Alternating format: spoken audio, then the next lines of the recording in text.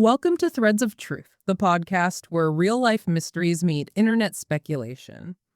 Today, we're not examining the man found on Somerton Beach, but a handful of handwritten letters that may or may not hold the key to one of Australia's greatest mysteries. It really is, it's the ultimate puzzle. We have amateur sleuths, highly trained military cryptographers, and just these massive internet communities who have spent over 7 decades desperately trying to crack this code. Yeah. But I want you, the listener, to keep a rather chilling question in the back of your mind as we walk through this evidence today. Yeah. What if we have all been trying to crack a code that was, never actually a code to begin with? I mean, that thought genuinely gives me goosebumps. For so long, the Somerton Man case has been totally defined by this string of letters. You look at it, and your brain just screams that it has to mean something, right? Oh, absolutely. It has a structure. It has crossed out lines. It looks exactly like an encrypted transmission. But our mission today isn't just to gawk at a creepy mystery. We are going to explore the physical evidence of these pencil markings, unpack the absolute wildest cultural interpretations that sprang up around them, and analyze what the recent groundbreaking DNA identification of the Somerton Man actually means for those cryptic letters. Right, because everything changes with that context. Exactly. So imagine you are a detective in 1948, staring at a senseless string of letters under a UV light, wondering if you are looking at a Russian spy's final transmission or, something entirely different. Well, to really understand why those letters held such power over the public imagination, we kind of had to ground ourselves in the reality of the scene where everything started. Take us there. So it is the morning of December 1st, 1948, Somerton Park Beach, just south of Adelaide, Australia. The weather is just starting to warm up for the summer. At roughly 6:30 in the morning, a couple walking along the sand discovers a man. He is slumped back against the seawall, legs extended, feet crossed. Yeah. And he looks so peaceful that witnesses who saw him the evening before just assumed he was, a drunk sleeping it off. There is even a half-smoked cigarette resting gently on his right collar, as if it fell from his lips the exact moment he drifted off. Which paints this very tranquil picture. It does. But the serenity of that scene is a complete illusion because the moment the police arrive and actually start looking closer, the anomalies just start piling up immediately. Oh, right. What? Like he is dressed in this tailored double-breasted suit, a shirt, a tie, and a knitted pullover, which it's unseasonably warm for that outfit on an Australian beach in December. But that's not even the strangest part. No, not at all. Every single identifying label on his clothing has been meticulously removed. And I don't just mean hastily snipped off with scissors. We're talking about the careful unpicking of the stitching to completely erase where these clothes came from. Yeah, it is a deliberate, painstaking erasure of identity. Mm-hmm. He has no wallet. He has no hat, which, by the way, was highly unusual for a gentleman in public in 1948. Right. Everyone wore hats. Exactly. He has absolutely no identification whatsoever. So the police bring the body to the morgue, assuming maybe he's just a local who went for a swim and got into trouble. Yeah. But the autopsy completely changes the trajectory of the investigation. The pathologist, a man named John Burton Cleland, makes some incredibly bizarre observations about the man's physical anatomy. Right. The autopsy notes are just fascinating because he's a man in his early 40s in peak physical condition. But Cleland notes 2 very specific anomalies.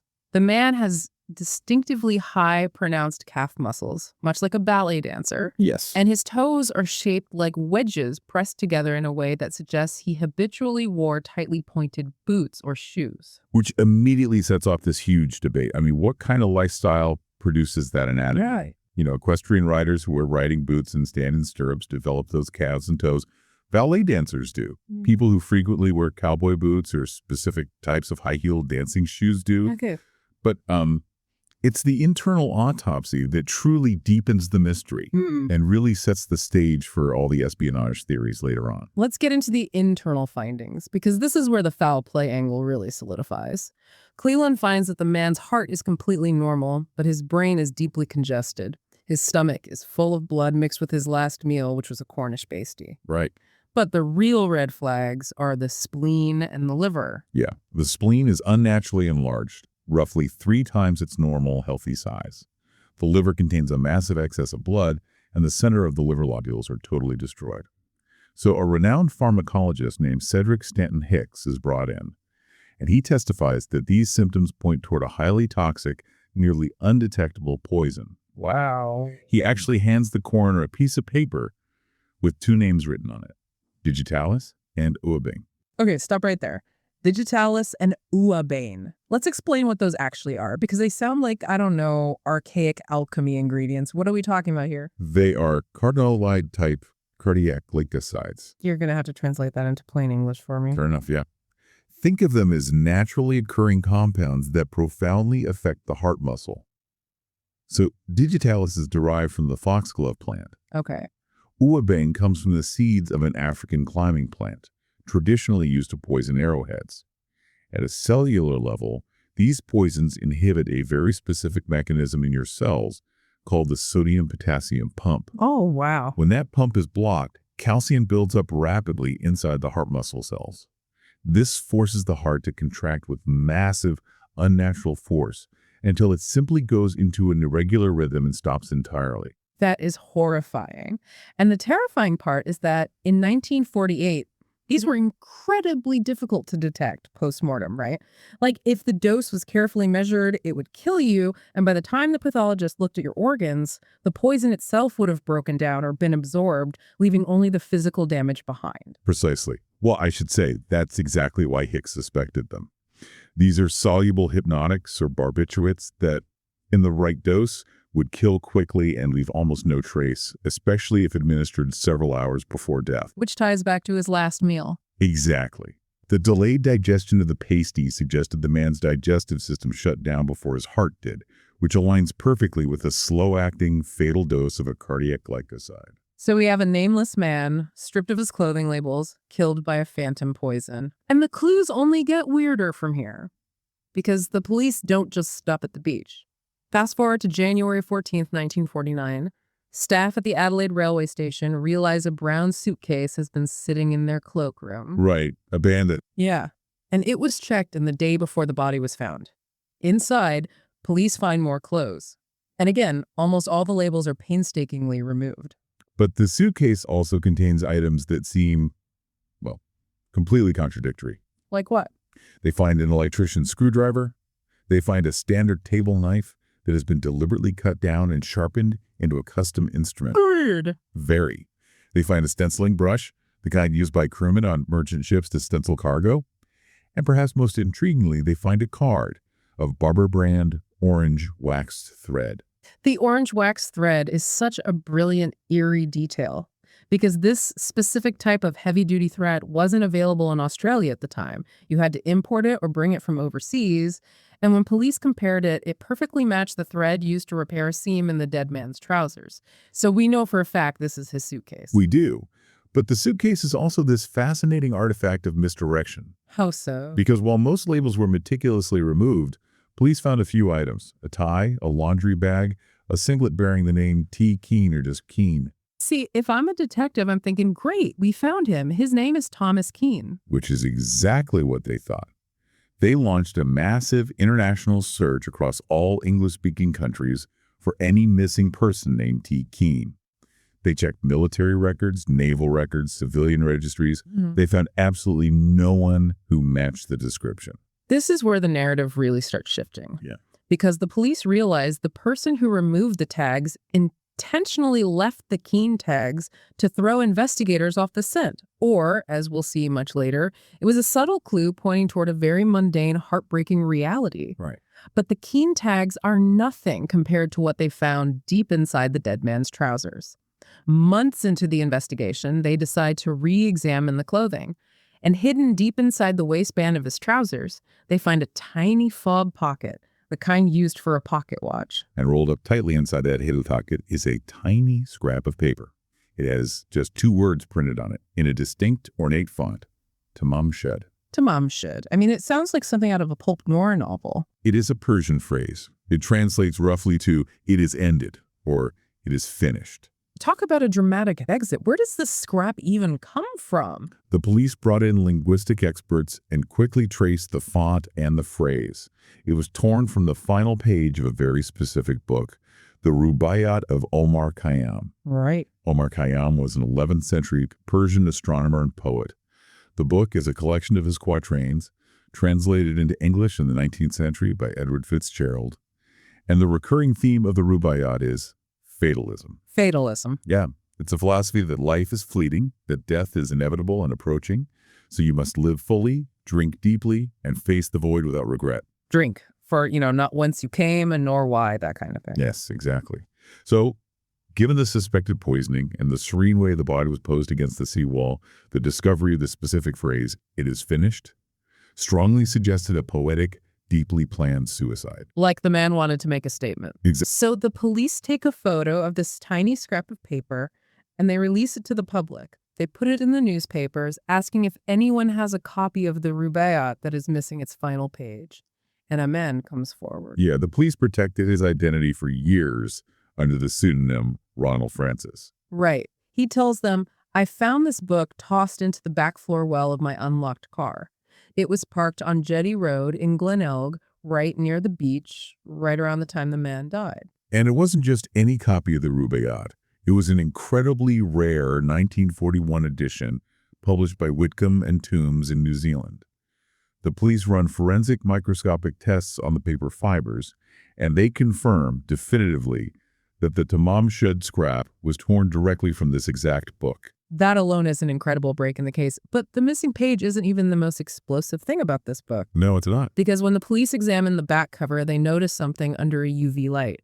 Faint pencil indentations. Whoever had the book had written on the inside back cover, pressed hard enough to leave a physical groove in the cardboard, and then the writing was erased or rubbed away. When police mapped out those indentations, they uncovered a sequence of 50 capital letters spread across 5 lines. I want to talk about the visuals of this code because it's vital. If you just read the letters out loud, it sounds like nonsense. It does. The first line is WRGOAOI. The second line is MLIAOI, but this entire second line has a thick pencil strike through across it, like a deliberate mistake that the writer crossed out. Right. The third line is WTBIMPANETP. Then, isolated on its own, there's a lowercase x with a horizontal line drawn over it. The fourth line is MLIABO, a space AIHUC, and the final line is ITTMTSAMSTGAB. Visually, it is the structure that captivates people. Yeah. When you look at the grouping of the letters, the strike through on the second line, that second line looks remarkably similar to the beginning of the fourth line. It really does. It has all the hallmarks of a cipher. It looks exactly like someone making an error during a complex encryption process, realizing they slipped up their math, crossing it out, and starting the sequence over. The X with the line over it could be a mathematical symbol or a dividing marker. If I'm an investigator staring at this dead, labelless man with an undetectable poison in his system, and I find a hidden Persian poem about death and a literal coded message, well, my mind isn't going to a little drowning, it's going to espionage. Of course. But there was one piece of plain text on the back of that book that they didn't need a cryptographer to read: an unlisted phone number. Yes. The phone number belonged to a young nurse named Jessica Thompson. Wow. For a long time, the police referred to her by the pseudonym Jestin to protect her privacy. But the geographic coincidence was just staggering. She lived on Mosley Street in Glenelg, a mere 400 meters from where the Somerton Man's body was found. Okay, so the dead guy has a code, a poem, and a nurse's phone number who lives down the street. They have to go talk to her. What happens when they knock on Jessica Thompson's door? They go to her house, and they bring something rather morbid with them. Yeah. They show her a plaster death mask they had cast of the Somerton Man's face, trying to see if she recognizes him. Oh, wow. And her reaction is one of the most debated aspects of this entire 70-year saga. According to Detective Sergeant Lionel Lean and Paul Lawson, the technician who made the cast, Jessica Thompson was completely taken aback. They noted she looked as though she was about to faint. Really? Yeah. She immediately looked away and absolutely refused to look at the bust again for the rest of the interview. Let me push back on that for a second. Because the internet sleuths love to point to this as proof that she knew him and was hiding a terrible secret. Oh, she almost fainted. But if 2 detectives showed up at my house unannounced and shoved a plaster cast of a dead man's face in front of me, I mean, I might feel a little faint too. That's horrifying. It is a totally valid point. We view her reaction through the lens of suspicion, but it could very well have been sheer shock and revulsion. Regardless of her visceral reaction, she adamantly claimed she did not know the man. She did, however, admit to owning a copy of the Rubaiyat. Okay, here we go. She told police that during World War II, while working at a hospital in Sydney, she gave a copy of the book to an Australian Army lieutenant named Alf Boxhall. Ah, so the police think, we've got him. The Somerton Man is Alf Boxhall. He kept the book all these years. That was the immediate assumption, yeah. But in July of 1949, they tracked down Alf Boxhall. He is alive and well, working at a bus depot in Sydney, and he still has the exact copy of the Rubaiyat that Jessica gave him, complete with her signature, Justin, and the Tamam Shud page perfectly intact at the back of the book. Unbelievable. So Boxhall is a total dead end. Jessica Thompson refuses to elaborate further, begging the police to keep her name out of the papers because she's married now and wants to protect her reputation. She gives them nothing else. And the cipher, it remains a complete brick wall for decades. It truly does. In 1949, Australian Naval Intelligence brought in their absolute best cryptographers to look at the letters. They couldn't crack it. Wow. Nearly 30 years later, in 1978, a journalist submitted the cipher to the Department of Defense. Their cryptographers concluded that it was fundamentally impossible to solve. They noted that the text had insufficient symbols to extract a clear meaning and suggested it might just be the meaningless product of a, disturbed mind. Which brings us to the massive paradigm-shifting breakthrough of 2022. For over 70 years, people built this mythology. They theorized this man was a Soviet spy or a black market smuggler or an assassin. But a man named Professor Derek Abbott from the University of Adelaide spent years obsessing over this case. He really did. He teamed up with a renowned genetic genealogist named Colleen Fitzpatrick. They managed to extract DNA from a single rootless hair that had been caught in the plaster of that death mask back in 1949. They sent it to Astria Forensics, sequenced the genome, and built a massive family tree. And through autosomal DNA matches, meaning they triangulated distant cousins on both the paternal and maternal sides of his family tree, they definitively identified him. And who was he? The Somerton Man was Carl Charles Webb. Carl Webb, a 43-year-old electrical engineer and instrument maker from Footscray, a suburb of Melbourne. Yes. He wasn't a Russian operative. When investigators dug into his life, they found divorce papers filed by his estranged wife, Dorothy. And those papers painted a picture of a severely depressed, moody loner. His wife said he would go to bed at 7 o'clock in the evening. Wow. He had violent outbursts over trivial things. He was deeply morbid and frequently wrote his own poetry, mostly about death. He loved betting on horse races, and crucially, he had a brother-in-law named Thomas Keene.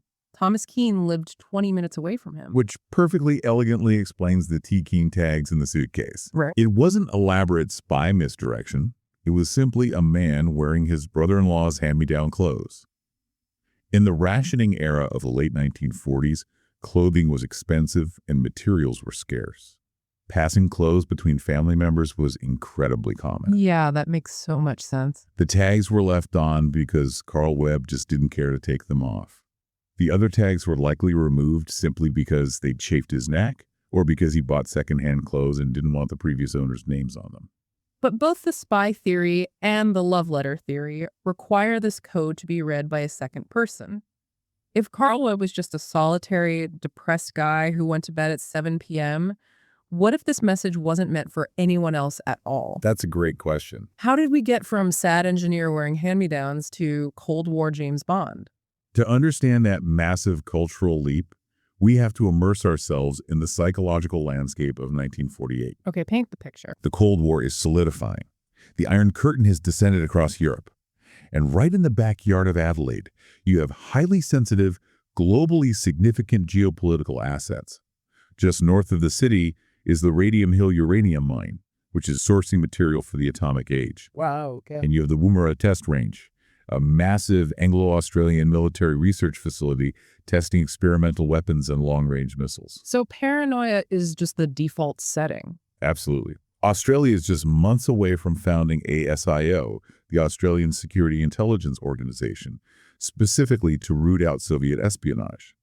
This push is largely driven by the Venona project intercepts, which were decrypted Soviet cables proving that Russian spies had deeply infiltrated Western governments. So if an unidentified, physically fit man turns up dead near these facilities with labels cut from his clothes and a cipher in his pocket, the authorities aren't going to assume he's a sad electrical engineer.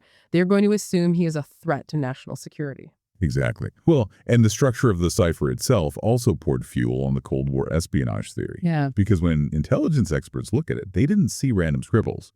They saw the Rubaiyat being used as a one-time pad. I hear the term one-time pad all the time in spy movies, and people always use the analogy of a decoder ring. But a decoder ring is simple substitution, right? Like A becomes B, B becomes C. A one-time pad is way more mathematically complex than that. Walk me through how a book actually encrypts a message. A one-time pad relies on a concept similar to modular arithmetic. Imagine a clock face, but instead of 12 numbers, it has the 26 letters of the alphabet. Okay, I'm picturing it. Let's say you want to send the letter H.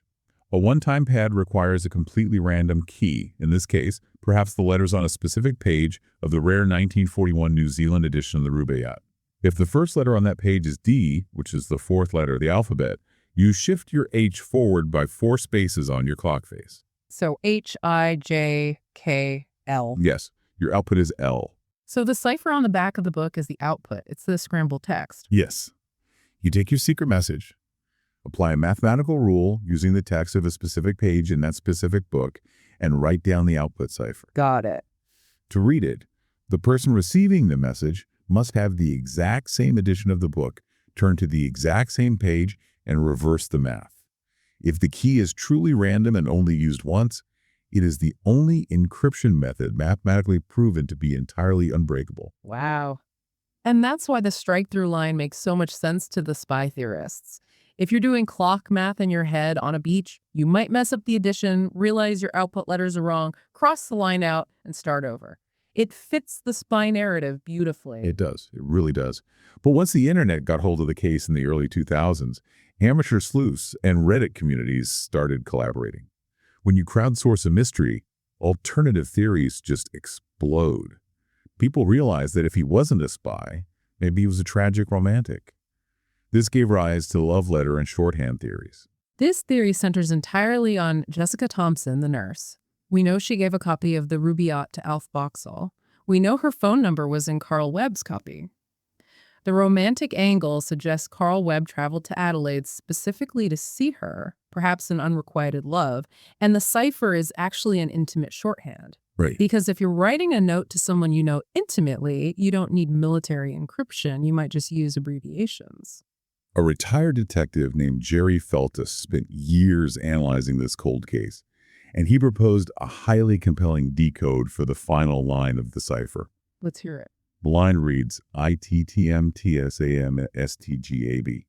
Feltus suggested it stood for, "It's time to move to South Australia, Mosley Street." Which is incredible because Jessica Thompson lived on Mosley Street. But wait, let me push back on this. If Carl Webb is traveling hundreds of miles from Melbourne to Adelaide to win her back or to beg her to run away with him, why is he writing "It's time to move to Mosley Street" in an encrypted shorthand on the back of a book? Yeah, that's a good question. Why not just knock on her door? Or write a standard letter?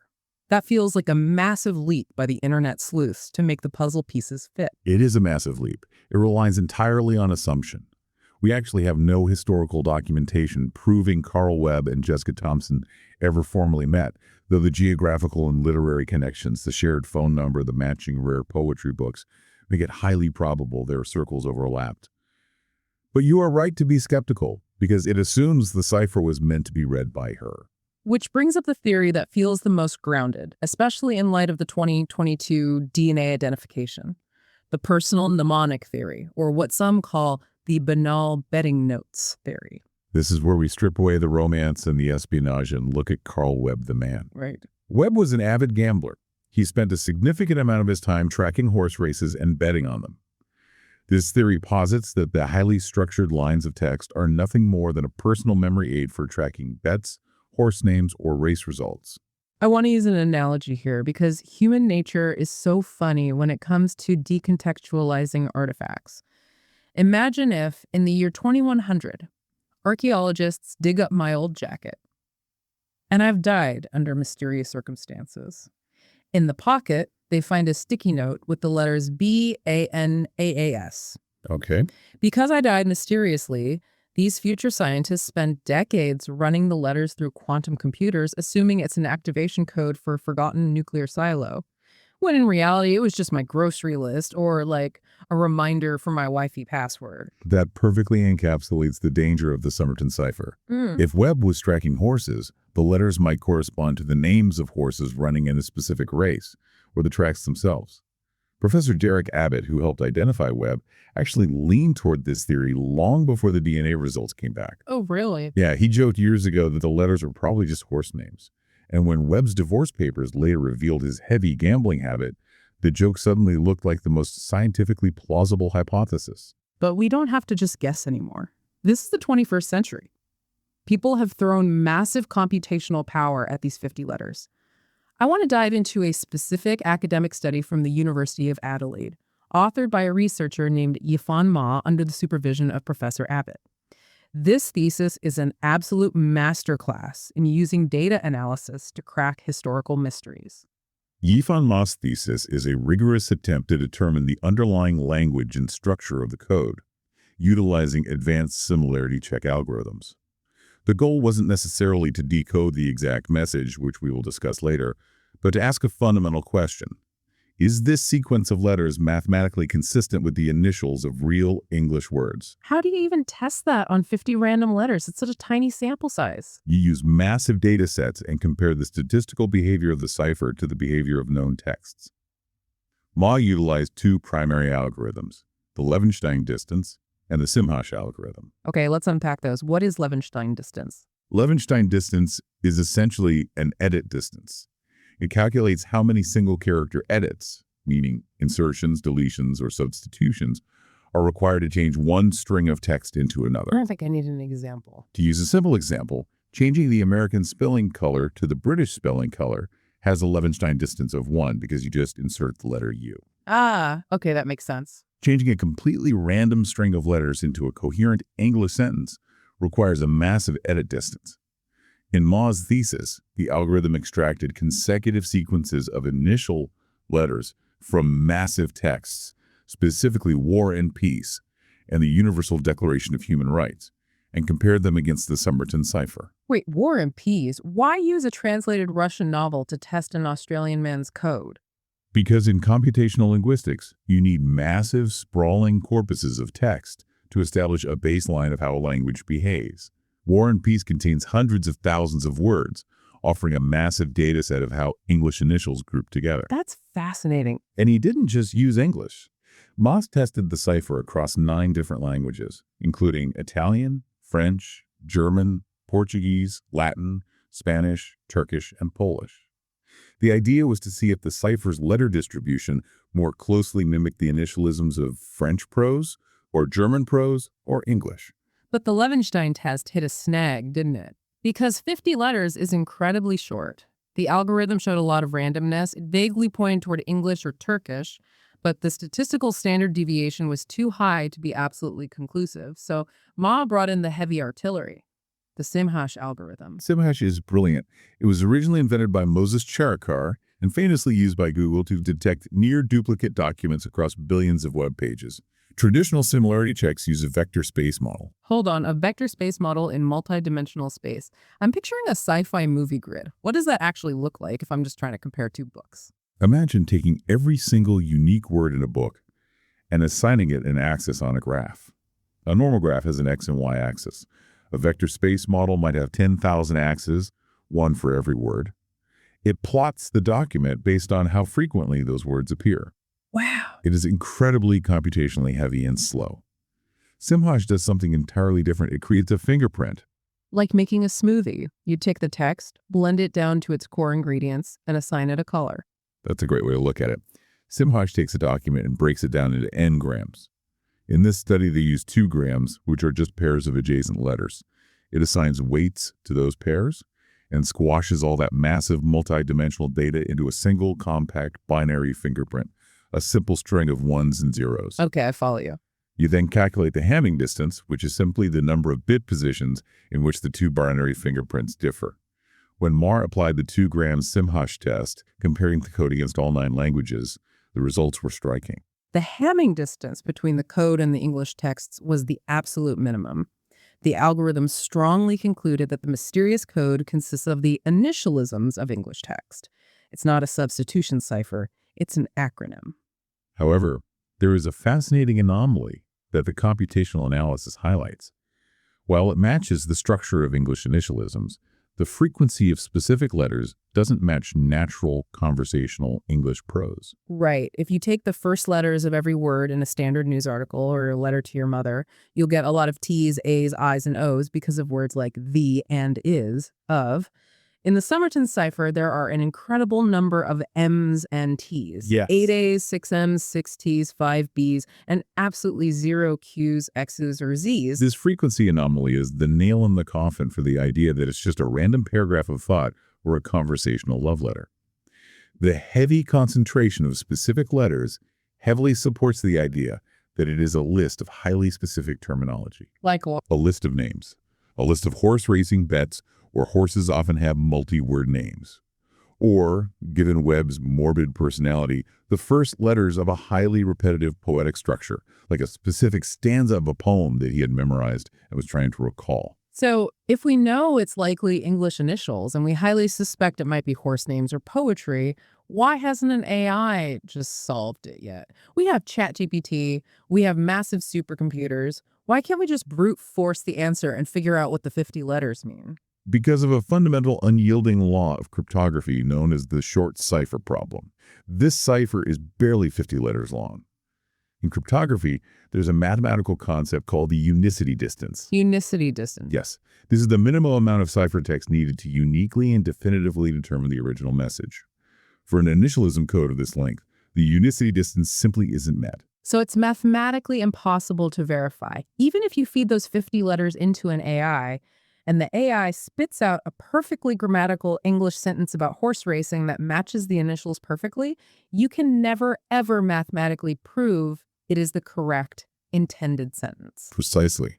A retired computational linguist named John Reeling actually attempted this back in 2014. He read massive computational surveys of English literature trying to find a matching sequence of words. And what did he find? He found nothing.